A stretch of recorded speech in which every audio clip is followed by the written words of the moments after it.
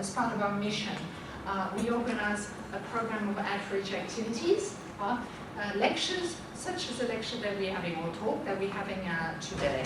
And those of you who are already familiar with what we've been organizing this year might remember that back in May, we had a very interesting lecture given by Professor Bill Mitchell from Newcastle University, which was a first discussion of the euro crisis, to use in a shorthand, or officially the crisis of European sovereign debt, right? And that again, of course, can trigger discussions whether we agree with that description of the crisis. Now, the lecture by Bill Mitchell actually ended, for those who were here, but I don't know some of you were, right, on a very strong case being made for the fact that Greece should leave the Eurozone.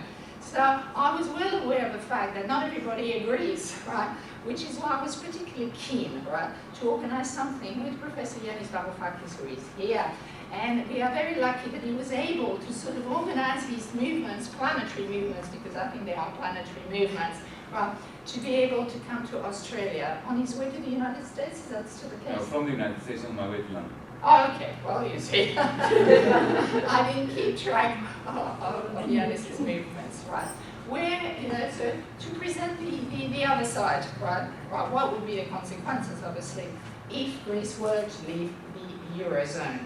Now, if you are here, obviously you got the invitation, you saw the publicity, so I don't need to repeat, you know, all the details of Yanis's biography. You will know that he's a professor of economic theory at Athens University. You may also have noticed that he has a connection to Australia, which helped in terms of us luring him here, right? Because he worked for 2 years at the University of Sydney, right?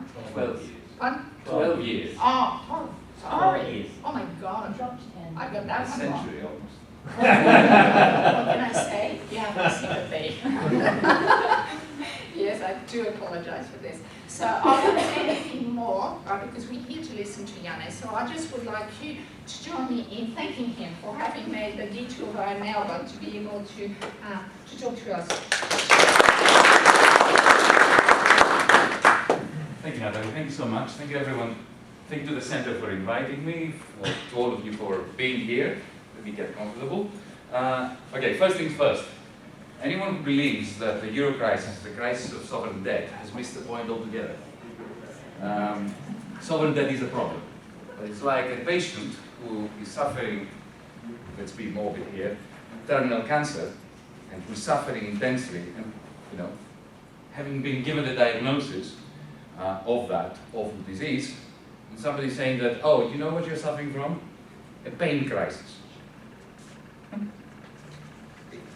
This person is not suffering a pain crisis. He's suffering a lot of pain, or she's suffering a lot of pain. But pain is a symptom, exactly in the same way that the sovereign debt problem of the Eurozone is a symptom of a deeper structural malaise. Now, let me begin at the beginning. And the beginning is that, let's not beat about the bush. The Eurozone is disintegrating as we speak. It is deconstructing in front of our very eyes. And let me just give you the proof of that. During the Great Depression, when the United States was almost decimated by that crisis, so was Australia, by the way, everything was up in the air. Social cohesion, the grapes of wrath, the Steinbeck Road. It was a terrible period. And yet throughout that period, $1 in California was worth exactly as much as $1 in New York State, which was worth exactly as much as $1 in South Dakota, Ohio, Missouri, Mississippi, and so on and so forth. As we speak, a euro in a Greek bank account is worth, in terms of what we economists refer to as net present value, far less than $1 in an Italian bank account and a euro in an Italian bank account, and a euro in an Italian bank account is worth far less than in a Parisian bank account, which is less worthy than a euro in a Frankfurt bank account. When you have a situation where the same currency has a different expected value in different parts of the currency union, you have a currency union in an advanced stage of disintegration. Second, Natalie's introduction contained an implicit question. Should Greece, or indeed any other constituent member of the Eurozone, take its leave, either voluntarily or by being pushed out? Well, let me put this to you. If any member of the Eurozone leaves, there will be no Eurozone left. The Eurozone is a construct which, unlike a club that can expel one member in order to retain the integrity of the club, the Eurozone is subject to what I call the Eagles doctrine. Now, those of you who are old enough may remember a rock band in the United States called the Eagles, with their signature tune called Hotel California. You may even remember the final verse, the final line in that song. You can check out anytime you like, but you can never leave. And let me tell you a story about this. Imagine that the Greek Prime Minister, Mr. Samaras, after having a nice little chat with Mr. Mario Draghi, the President of the ECB, and the German Chancellor, Mrs. Angela Merkel, were to come to the conclusion that Bill Mitchell came, that Greece must leave. And if they come to an amicable agreement that this is what they must do, how will he proceed as the Prime Minister of Greece? How will the European Union proceed? What will have to happen is next Friday, it has to be a Friday, afternoon, after the markets close, the Greek Prime Minister must summon members of Parliament to an extraordinary meeting of the Greek Parliament. And an emergency bill will have to be tabled to be voted almost instantly, within an hour, which takes Greece out of the euro. At the same time, in the same sitting of Greek Parliament, the Greek Prime Minister, around 5 o'clock in the afternoon, will have to announce that the following week will be a bank holiday, the whole week.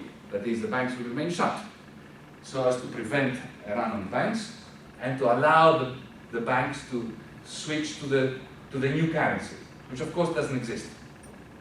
Because it's one thing to break a peg, to cut a peg like Argentina did in 2002, when you have the peso and you have the dollar, and there was a one-to-one exchange rate, and you simply cut this, and from now on you don't have a one-to-one exchange rate overnight. It's quite another when you don't have a currency, to cut the peg with a currency that you have. Okay? It's simply not doable. The only way of doing this, the only way I can imagine that you can do it, is by having bank clerks working during that week, day and night, stamping notes with indelible ink, making sure that those notes, euro notes that are stamped with this purple ink or yellow ink or whatever, are no longer euros. They are drachmas waiting for the new currency to be printed within the next 8 months. What will happen when this announcement is made is within 5 minutes, if not seconds, the ATMs around Greece will dry up. Because everybody will try to pull their money out before it's stamped to ensure that they have foreign currency. Because everybody knows, it's common knowledge, that the reason why you create this, indelible ink stamped currency, the new drachma, is to devalue it. So you will try to get your euros before they're stamped, which means that the banking system for a week will die. Now, you may think that the economy can survive for a week without a banking system. You're wrong. Immediately there's going to be a massive implosion in what's left of the Greek social economy. But you may say, who cares? Let the Greeks go to hell. Mr. Merkel may say that. Well, it's not as simple as that. Because 10 minutes after the Greek ATMs are emptied, Ireland is going to have to reconstitute the border with Northern Ireland. And the reason why they will have to do that is because there's going to be a capital flight from Ireland as a panic starts building up. People fearing that if Greece has just come out, there is now not a 100% probability, but a significant probability, a 5% probability, which is not a large one, that Ireland may have to follow. Portugal too.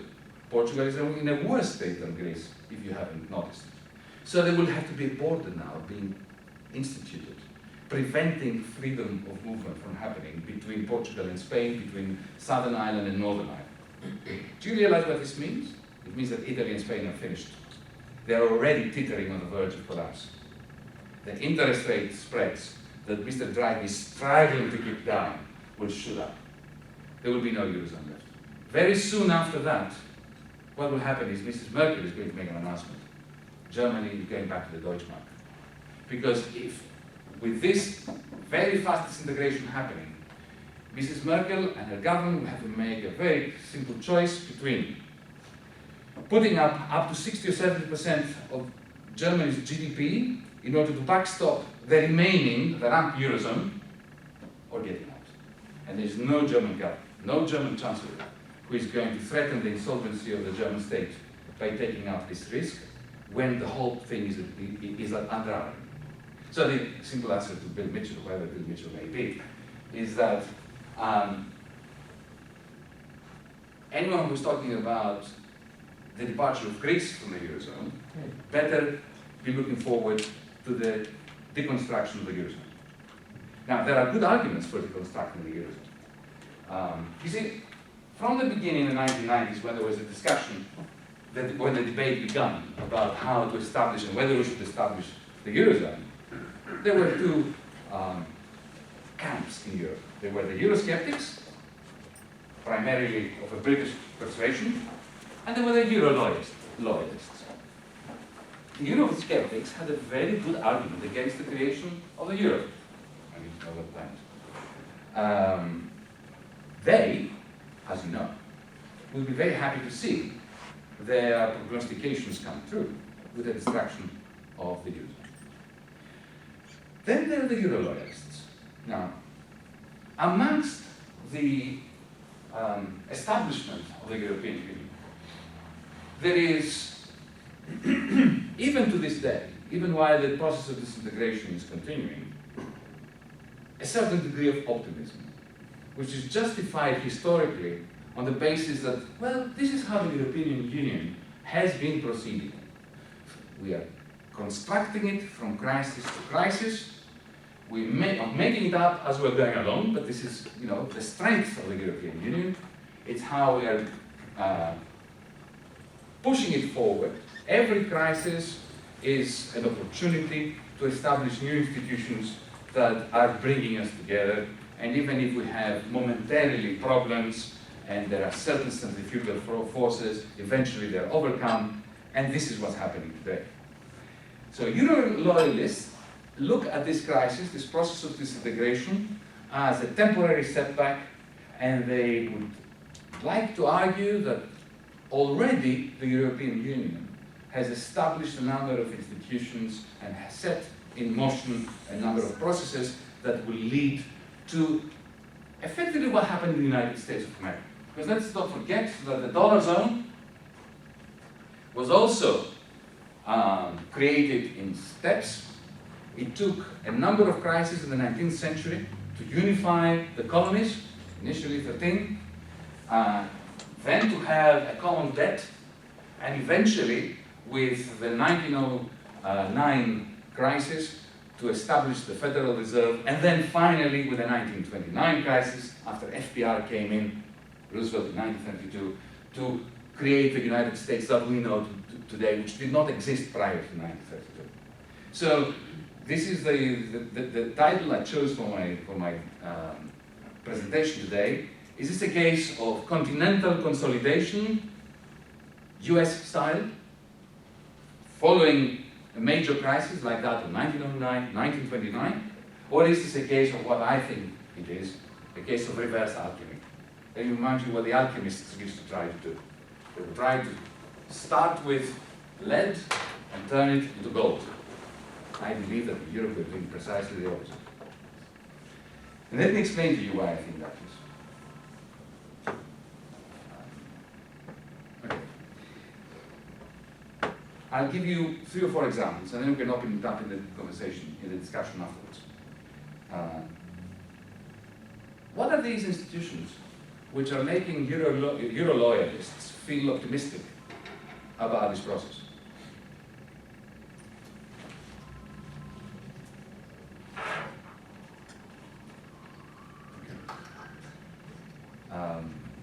If somebody has their mobile, it's outside. Okay. Just so you know. Okay. I'll begin with one of the institutions that the Euro loyalists are placing a lot of hope upon. Take the EFSF, the European Financial Stability Facility, which is now morphing into a more permanent mechanism for the European Stability Mechanism, the so-called bailout funds. Greece started the ball rolling, being the first domino to fall. Then it was Ireland, then it was Portugal that started borrowing from that bailout fund, which is now becoming permanent, and which is going to be purchasing Italian and Spanish debt if there is an agreement between those two governments and the ECB, the European Central Bank, in the future to solidify, to help Italy and Spain avoid insolvency. Okay? Let's take a closer look at the way that this scheme is constructed. What happens is this: because Germany in particular, but also the Charter of the ECB and the Maastricht Treaty specify that there should be no bailouts by the European Union of a member state. They had to find a way of lending to Ireland, lending to Portugal, lending to Greece, without seemingly giving them money from the European Union, because that's not allowed, according to the Maastricht Treaty. So they decided to do the following: create a bailout fund that will borrow money in the open markets on behalf of the member states, but that there would be a one-to-one correspondence between every euro borrowed in the international money markets and the state, so that when Greece takes 1,000 euros, or Ireland takes 1,000 euros, we know each of these at 1,000 euros, which other European Union member state it corresponds to, who's backing it. So it's not European Union money, it's not a common fund which is funding those 1,000 euros. It's like having a series of bilateral loans. You know, you take 10 euros from Ireland, you get 5 euros from Portugal, you get 100 from Germany, in proportion to the GDP of each country. So these loans that go from these bailout funds to the individual state, okay, they are segregated, they're chopped up in little packets. Each packet effectively counts as part of the national debt of one member state. So it's not European Union funding, it's bilateral. It's like, you know, you take a bit like Snow White. You get a bit from one dwarf and another dwarf and then from a giant. Okay? That's the structure of the EFSF and the ESM. So when the EFSF borrows money in the international markets, they borrow 1,000 euros to give to Ireland. Right? They issue bonds. Now these bonds, within themselves, let's say it's taken out a bond for 1,000 euros, or 1,000,000 euros, or 1,000,000,000 euros, doesn't matter. They contain little packets in them. One is a packet by Germany, one by France, one by Italy, one by Spain, in order to give it to Ireland. Each of these packets has a different interest rate, corresponding to the interest rate that is linked to the risk, to how risky it is for Germany, for France, from Italy, to borrow from the international markets. And each of these packets has a different default probability. So the German packet has a much lower default probability than the French, and the French than the Italian, and so on. Okay? Now, look at what happened when Ireland went under. Portugal had backed a small packet within those bonds that the EFSF had issued on behalf of Ireland. Right? So Portugal was effectively a creditor of Ireland. Okay? But the moment that the markets noticed that, and they knew that Portugal was coming next, the interest rates that Portugal had to pay in order to borrow in the international markets went up. Because now Portugal had a little bit of Irish weight on its shoulders. It's already sinking, so Portugal goes. So Portugal goes from being a creditor within that scheme to being a debtor. And that increases the probability of default for the next domino.